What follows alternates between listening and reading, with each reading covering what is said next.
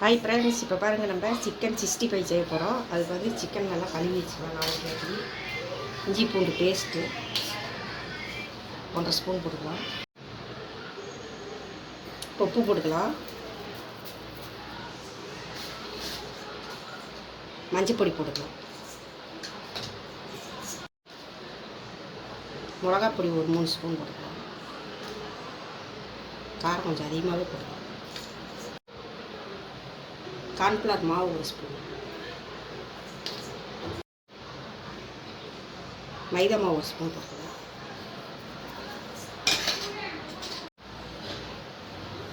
பச்சரிசி மாவு 1.5 ஸ்பூன் போட்டுக்கலாம்.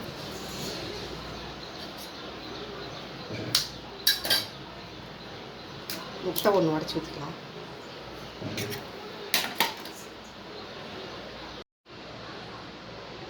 எலுமிச்சம்பழம் 1/2 மூடி புளிஞ்சிக்கலாம்.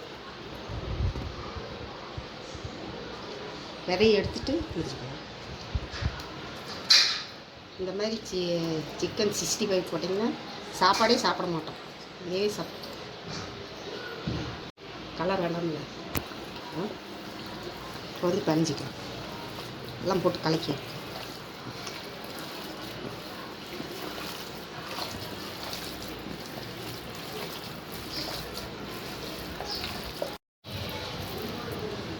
இப்போ பாருங்க, எல்லாம் போட்டு கலந்து வச்சாச்சு. எல்லாம் கலர் பவுட்ரு போடல.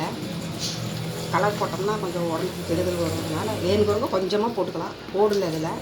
இது 1/2 மணி நேரம் ஊறட்டும். ஊறினதுக்கப்புறம் பொரிச்சு எடுத்துக்கலாம். ஆயிடுச்சு.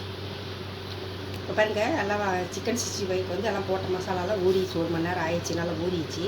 இப்போ பொரிச்சு எடுத்துக்கலாம். இப்போ எண்ணெய் காஞ்சிருச்சு.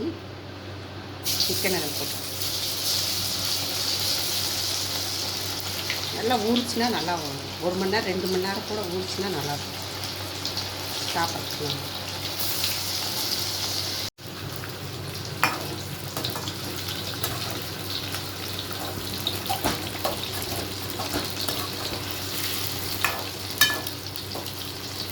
கலர் பவுடர்லாம் போடல. போட்டிருந்தா நல்லா கலராக இருக்கும். கலர் சரி போட வேண்டாம். தேவைன்னா கொஞ்சமாக போட்டுக்கலாம். சரி வேண்டாம் வச்சு பாருங்க எப்படி கிறிஸ்பியாக இருக்குது. நான் வேகும் கொஞ்சம்.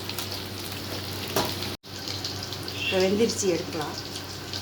கலரே போடல பாருங்கள், கலராக தான் இருக்குது. தனி மிளகாத்தூள் தான் போட்டுச்சு. இந்த மாதிரி கடையில் மசாலா வாங்கிறதுக்கு நம்மளே வீட்டில் அரிசி மாவு, மைதா மாவு கொஞ்சம், கார்ன்ஃப்ளவர் மாவு கொஞ்சம் போட்டு இஞ்சி பூண்டு 1 முட்டை, எலுமிச்சம்பழம், மஞ்சள் தூள், அவ்வளோதான். எப்படி சாப்பிட்றோம்.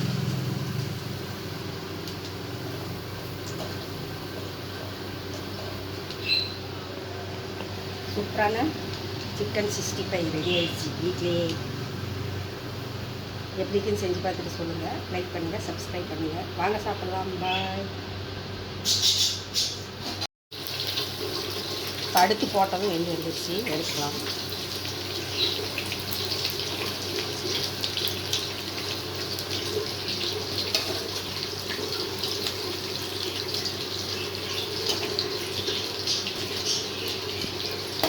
சில்லி வாசம் போட்டு